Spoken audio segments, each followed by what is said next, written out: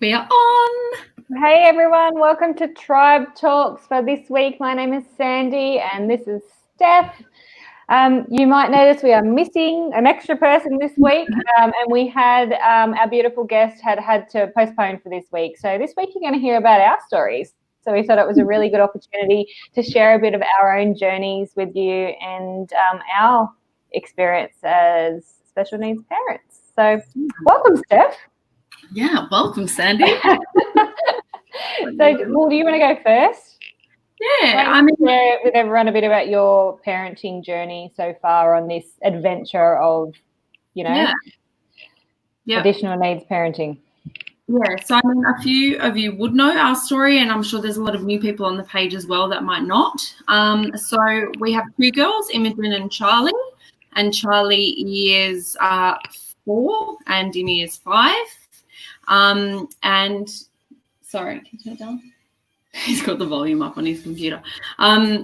But yeah, so Charlie is a complex little creature. So she was recently diagnosed with ASD, high functioning, and a couple of years ago diagnosed with dyspraxia. So we've always known that there was something different about her. She was always very quiet, quite like clunky with coordination. And I think like your gut instinct tells you a lot as well from the beginning, doesn't it? It kind of, I knew from the beginning that she needed a higher level of support, and I'm so grateful that we've been able to give that to her. So I guess navigating life for her now is different, and it's ever changing. Like, she's a happy little girl. She's awesome. We have a great community around her. She's got like Team Charlie, a therapist help her. Like, our family are really supportive. We're really lucky in that respect. But I suppose our biggest challenge moving forward is her going into school next year, and that whole bubble of safety expanding and changing, which it needs to, right? Like, it's life. But will we find that same level of community and support when when she's a, small fish in a bigger pond? So it's a bit scary, isn't it? It's really scary. And like, Imi is like a year older, so she went off to school this year. She's neurotypical, and I just was like, it's not about love. I just know that like personality type, and also because she's so textbook, I was like, you'll be fine. You're good. It's like I had that experience with her, and I know next year is going to be really exciting for Charlie, but also quite different in the way I feel about her going to school. Why don't you talk to everyone a bit about the diagnosis process for you guys and how, like, your feelings around that? Because I know it's quite new, like it's only been, recent diagnosis. Yeah, it's been quite complex. Like, I remember it's really taken years to get to this process. Like, we saw numerous specialists, I think every type of specialist that you could think of. I'm sure you can all relate to that. And I thought this will be the specialist that we go to that will be able to give us some answers and something on paper, or, and I think it started with one doctor when she was about 2 saying, oh, yeah, I think she needs an autism diagnosis. And I was like trying to keep myself together, but it was the first time anyone had mentioned that to me. Prior to that, I'd taken her to like a speech and OT place just to get her some assistance, and hand on heart, she was so small. I thought at that point in time that they would just say, oh, she's all good, she's just catching up. But they were the people that were like, oh, does she often walk on her toes? Does she often crash to the ground? Oh, the sounds that she's making are quite, she's quite behind in that respect. So that was the beginning. And since then, there's been a lot of waiting, a lot of reporting, a lot of watching. And I think in a lot of ways, it's been the hardest part to just wait and not know what it means or how to develop. Is she going to regress? Is she, in a lot of ways, she's just improved in leaps and bounds. And in other ways, she's got like anxious behaviors now. So that's more difficult.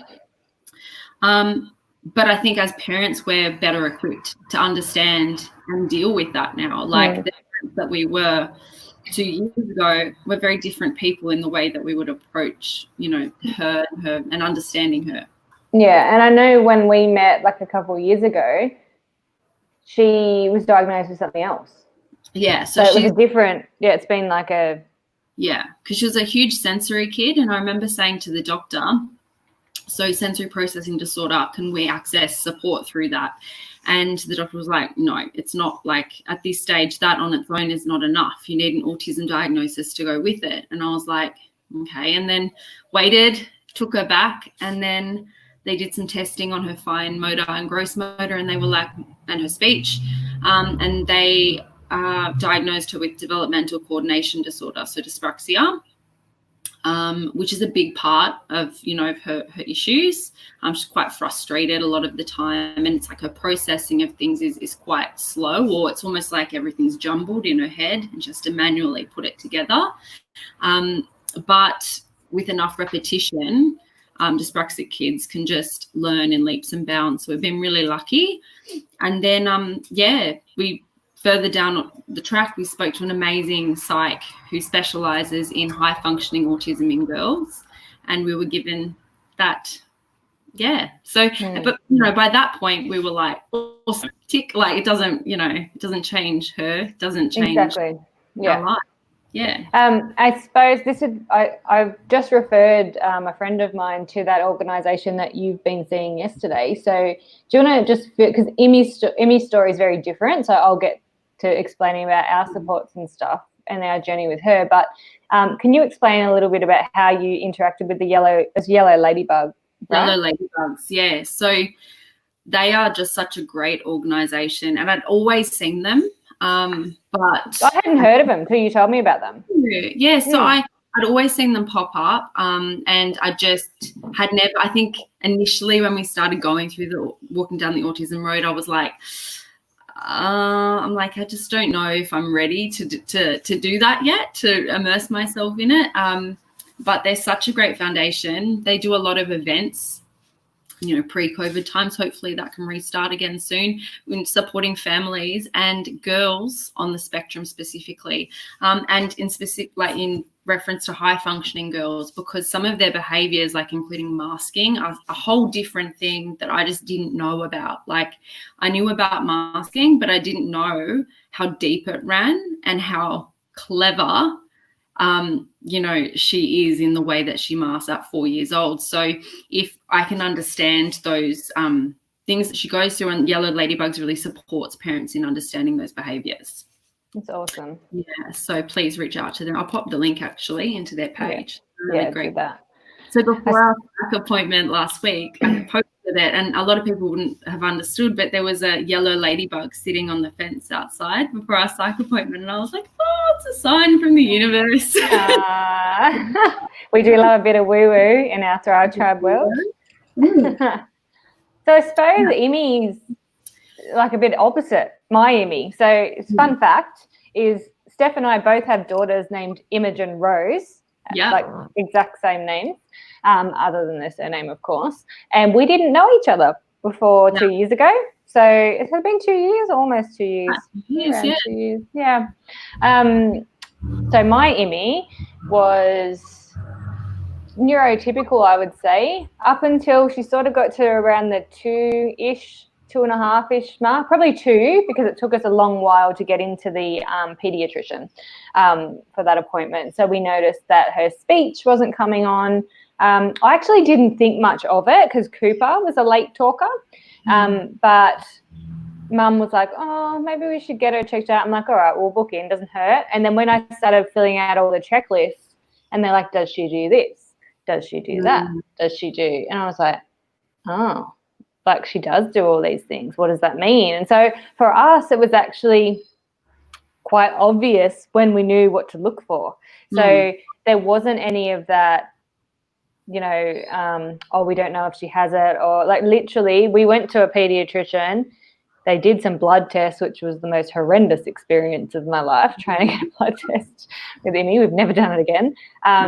She had an MRI to make sure that there was like nothing going on in like a tumor or anything in a brain, and that was a horrendous experience. If you've ever had to have a child put under general anesthetic, it's not nice. I wasn't prepared for it. Like I didn't know what was going to happen. So we did that, and then after those come back, they just said, okay, she has autism, and that's when we started accessing like OT and speech and stuff like that. She was 2.5. She was like tiny. She was so little. So I did lots of research. So backtrack a little bit. 3 months before Imogen was diagnosed with autism, I was diagnosed with multiple sclerosis. So we had this really like huge, like I don't know what other word to describe it, like huge time in our family life where we had these big events happen. And I didn't cope so well with my diagnosis. It probably took me a month of wallowing to get through that and come out the other side. But I felt like that experience then prepared me for Imogen's diagnosis in a way that nothing else could, in that I was just like, okay, I feel better when I'm in action, so what do I need to do? And I started researching, and I think I've understood the value of the mama gut instincts very early on with this journey. And because I love food and everything about nutrition, I actually started Immy on like gluten-free because there was a bit of research around that. And I remember seeing her, it was probably 2 weeks after we'd started it, and she was in a trolley, like I had her in a trolley at the shops, and we were walking out to the car, and she looked up at the sky and she went at a bird flying over her head, and it was like she had never seen a bird in her life. It was like a fog had lifted and she was starting to notice different things around her. And so, point of the story, I mentioned this to the pediatrician, and he told me I was an idiot and that there is no scientific backing to that. And I was like, you are not the right person for us. See you later. Like, and that from that point, I was like, you know what? Your specialist has to feel good for you. Whatever that specialist is, like, they are your person, and if it doesn't feel right, then it has to feel like, then find someone else that feels right. That was sort of our first experience, my first experience in advocating. They don't do that to me anymore. It's safe to say. Hey, are our comments working? Because I haven't seen anyone say anything. No. Where are you? Maybe they're not commenting. I don't know. Come on, guys. Say hello. At least pop it in the comments. I know. So it's been a long, like, I feel like it's been a long journey for us. I mean, you, like, because Charlie's 4, Emmy's 9. She'll be 10 at the end of this year. And that sort of blows my mind a little bit. And people always say, oh, David's talking to us. Oh, hi, Amanda Kenny. Oh, yeah, the comments are working. Just no one's talking to us. Mary, it's a little bit scary going into, and it's always going to be this way, because there's all these phases of life that every kid goes through. And then, like, I'm thinking she's 9. I'm already thinking, like, puberty's coming, and how the hell am I going to deal with that? Like, we had her first sleepover the other week, which was so beautiful, which I worried myself sick over. But, like, it is such an adventure, and every little milestone is, like, seems so much bigger. I feel like, you know, Amy drew this picture the other week of a baby, and she wrote baby, and I was like, oh my God, like, huge thing. I know. I had this conversation with my cousin at Christmas time, because Charlie didn't want to, like, she doesn't like big groups of people. She likes her, like, she knows her people. She's really good one-on-one or in, like, small groups, especially if it's, like, in our house or a place that she knows. She's like, you know, doesn't like it. So we really had to coax her down. It took us 2 hours to get her downstairs to, like, just see everyone at this barbecue at Christmas. We managed to do it, but it just took all of our energy. And once she was down there and immersed with the other kids, she was like, bye, and went to play. And it made me so happy when I saw her running around on the grass and look like, you know, playing with the other kids and her cousins and stuff. And I was standing there watching her, and I told my cousin, I'm like, it's just, we just have this, like, beautiful ability to see joy in a whole new way, because, like, a lot of the stuff's harder, but when we do have a breakthrough or a win, or we manage to do something and keep it together and support her in the process, it's like the best feeling. It's a joy that, you know, your standard families wouldn't get. So I feel lucky a lot of the time, even when it's hard. But yeah. All right. So we'll stick to our Tribe Talks questions. So what are 3 things, and we'll look at autism in 2 different ways because our girls are very, very different. So what are 3 things you would like people to know about Charlie's experience with autism? I suppose for us, a lot of the time it's about inclusion, and our battles are that people just wouldn't know that there's anything going on. Like I did a post a while ago and it was like, you just don't, like, you never know. Like people just assume, oh, you just never know that there was anything wrong with her, or you'd never know that, you know, this happened until she's having a meltdown. And I suppose if people could be open to learning about like how to like interact with her. A lot of the time she's such a friendly little girl, but it almost like intimidates other kids because she'll be like, hi, like we'll literally say hello until that person responds back. And a lot of the time kids and parents won't respond back because it's like, which is crazy, right? Just say hello. Like I feel like just say hello to her. Like it's not a big thing. But, you know, I suppose if they have no experience with neurodiverse kids, they don't know what they don't know. So, yeah, it's that. And I suppose like this has come up quite a bit. People, you know, when they say, I'm sorry that she has autism, like it's nothing to be sorry about. Like she's awesome, but just like just treat her like a normal kid. She is a normal kid, you know. And also a lot of the time with us, another thing, it's, you know, she's very clued on and you wouldn't know that she's listening to literally every single thing we say, even if she looks like she's focused on something else. We went to an appointment the other week and we were in there for about an hour, and I was talking to the doctor about how she only wears gumboots and she doesn't like dresses and all the stuff, like just asking about the sensory bits.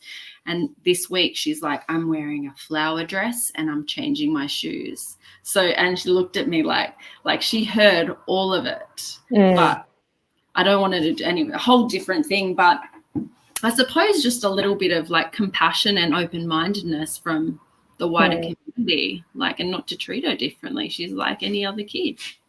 Kerry's just said like masking is a huge thing, but Amelia said that she hates that she has to have a smile on her face at school even when she's not happy on the inside. Yes, it's heartbreaking. A lot of pressure for them, right? It's so much pressure, and I think I've experienced that with Charlie. It broke my heart. We had a haircut, and I know it's uncomfortable for her, but it was, you know, fringe was in her eyes, and she was getting her haircut, and the woman was cutting, and she's sitting there like this, and then they put the hairdryer on right next to her, and I watched her eyes fill up with tears, and her chin was like this. Like, wow. Yeah, I know. I was just like, and then I asked the lady to stop. I was like, I think she doesn't need a hair blow dried. It's fine. But yeah, it's such a fascinating thing to witness. Masking is really, really complex. And I think that's something more than the developmental stuff that we want to try and support her with as she grows older, is her mental health and how she feels in herself. And to be proud of who she is, no matter what that looks like. Because I feel Emmy's like the total opposite of masking. Like Emmy is unapologetically herself and does whatever makes her feel good and always has the most fun in the room despite what anybody else says or the way they look at her, or like I feel like sometimes in that respect it's almost a blessing because she's a bit oblivious to what's going on. It actually broke my heart when we went camping not long ago, and she realized that the other girls were leaving her out and running away. It was the first time that I'd noticed that she knew that they weren't including her, and that was really hard. And it's a bit like what you were saying, Steph, like just say hi. Like just say hi. Not hard. Not a good thing. But it's funny how many adults are also like, they've never experienced neurodiversity, so they don't really know what to say or do either. So it's easier to just kind of go, oh, we'll just pretend that she's not there. Like, no, it's not okay. But I think Emmy actually as well, even though she often won't say hello unless I prompt her, but she listens to everything that everyone's saying as well. Yeah. So, and she'll often come and talk about it, or they're very aware. Yeah. Even if they're not letting you on, that they're understanding.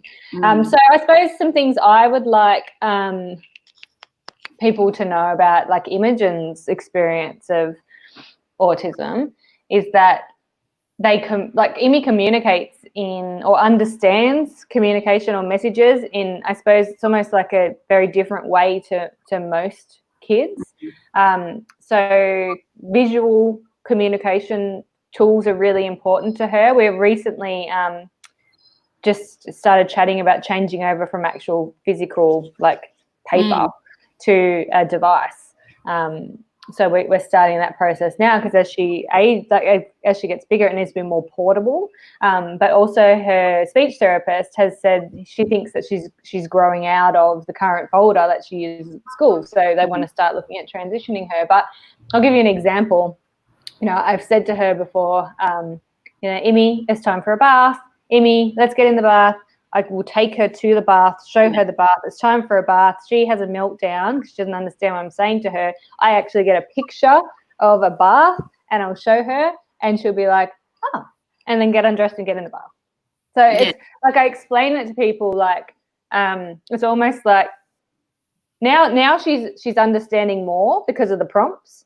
But before, it was like I was speaking English and Emmy was speaking Chinese. So she had no idea what I was saying until we started using these visual tools. But I was very resistant to the visual tools in the beginning too, because I was like, no, I want her to talk. And if we use those, then she won't talk. But it's actually done the opposite. It's actually encouraged her speech. So, even if it's the message to a parent who maybe is hesitant to start using things like visuals because of that, I can say I resisted it for a long time, but then implementing it has made some huge changes for our family in terms of Emmy's frustration and the behaviours that causes, and her ability to express her needs and wants has been greatly improved. And even we use a visual calendar for her now, so she knows what's happening throughout a month, and she loves it. She loves knowing it reduces her anxiety because she knows what's coming, so it gives her a framework, which is really great. I was the same with sign language. So initially Charlie just didn't. It's almost like she knew she could say the words, but she didn't know that communication was a thing, that you say hello and then someone or you can ask for something in any way, and then whether it be in words or actions, and then someone could help you do that, or vice versa. So we had to teach her that. And when I remember the speech therapist saying, why don't we try teaching her more? And I was like, but isn't that discouraging her from speaking? Shouldn't we be helping her say the words? And she's like, this is so much more than just out of her mouth. I think when we look at communication, and when I teach this with kids at school, what is communication? They'll go, talking.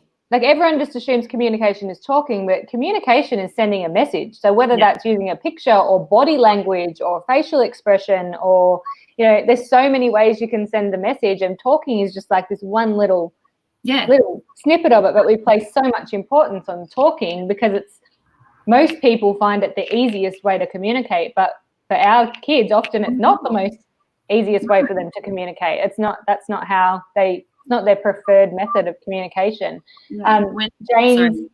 Jane just said, I know Carter is diagnosed with something different, but he understands and takes things in but can't communicate in the same way. And she said she also understands what she's saying as they use visuals and keywords as well. So, and there's lots of different ways to do it. It's not that the way we use with Emmy is the right way. It's just the right way for her right now. Yeah.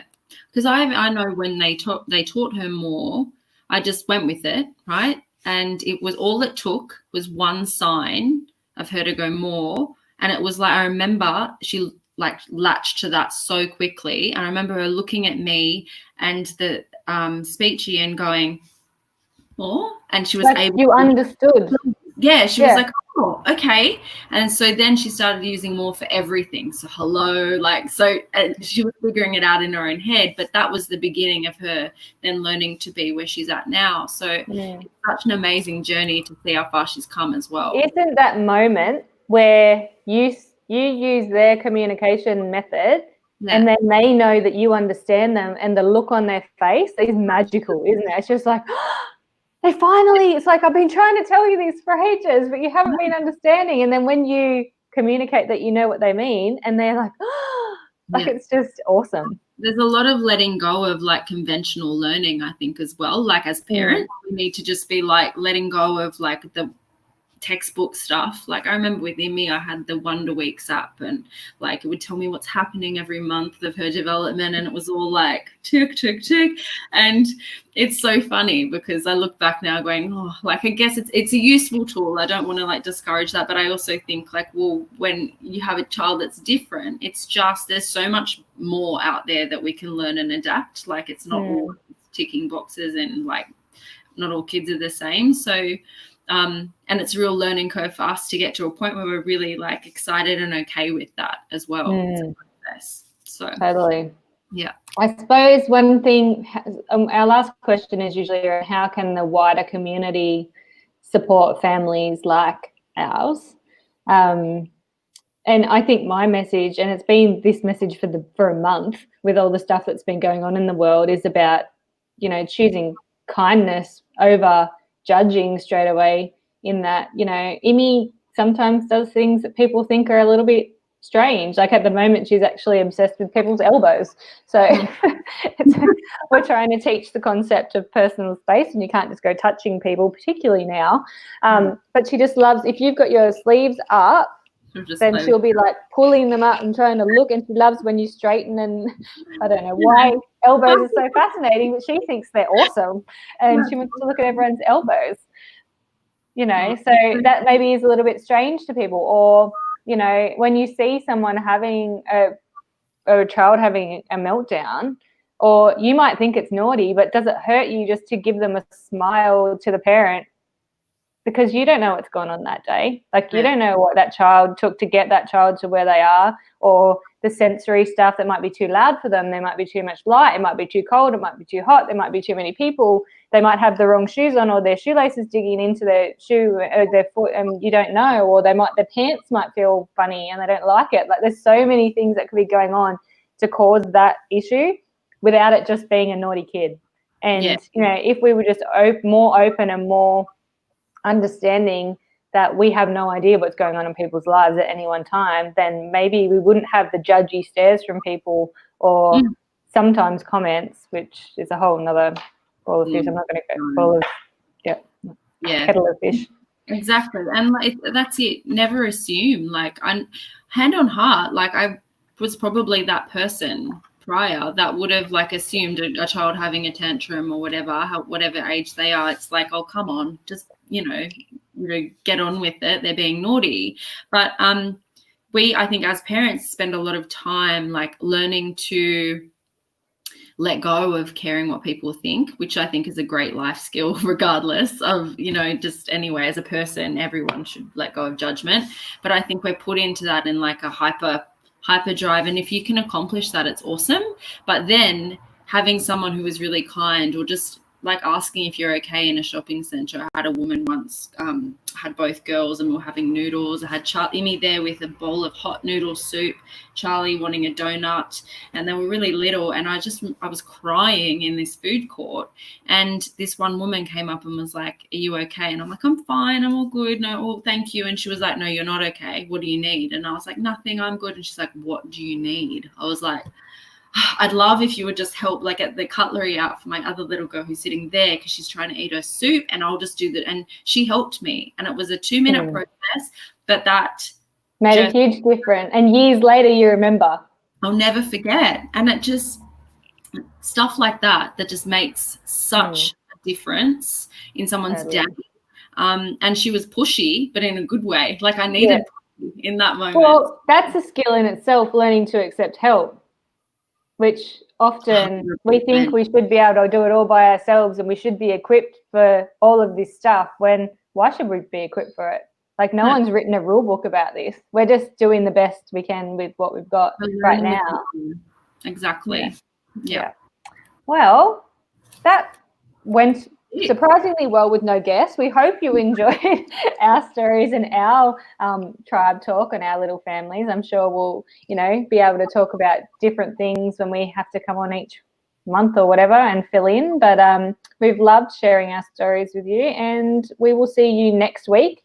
And we have the next 6 weeks of guests lined up. We think we've been organising that today, so we hope you're enjoying Tribe Talks. And I suppose our goal with this really is to create a world where there's more compassion and understanding for a range of different conditions and disabilities. So please share this. This is not just for parents of children with special needs. This is for everybody. We want everybody to develop this understanding and awareness so we can create that more inclusive world. So thanks for joining us this week. We'll see you again next week. Thanks, guys. Bye. Bye.